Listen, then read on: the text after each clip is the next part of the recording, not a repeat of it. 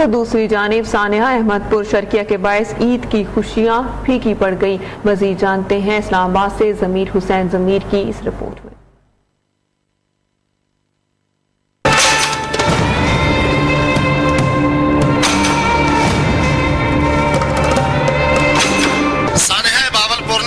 سطح کے علاوہ عوام کو بھی لا کر رکھ دیا ہے. ہر شخص متاثرین کے ساتھ غم میں برابر کا شریک ہے.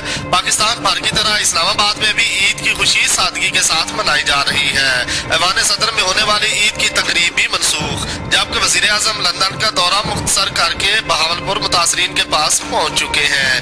ہر آنکھ اشک بار ہے. عید کے اس موقع پر اسلام آباد کے شہری بھی سانحہ بہاولپور کے متاثرین کے غم میں برابر کے شریک ہیں. ان کا کہنا ہے کہ ہم سب اس کے ساتھ شریک ہیں، کیونکہ یہ اتنا بڑا حادثہ ہوا ہے ادھر، تو ادھر عوام بھی جو ہے نا اس کے ساتھ سادگی سے عید منا رہے ہیں. ہم بھی بڑے دور سے آئے ہیں، چترال سے آئے ہیں ادھر عید منانے کے لیے. ساتھ ہمارے فیملی ہے، سب کچھ ہے. ہم بڑے سادگی سے مطلب عید منا رہے ہیں. تو ہماری دعا ہے کہ اللہ تعالیٰ جو ان کے لواحقین ہیں ان کو جو ہے نا صبر کا عطا فرمائے. بہت افسوس ہوئے ہیں، انتہائی افسوس کے ساتھ کہہ رہا ہوں کہ بہت جانیں قیمتی چلی گئی ہیں، اور ہم آج سادگی کے ساتھ عید منا رہے ہیں. ہمیں دلی خوشی نہیں ہے.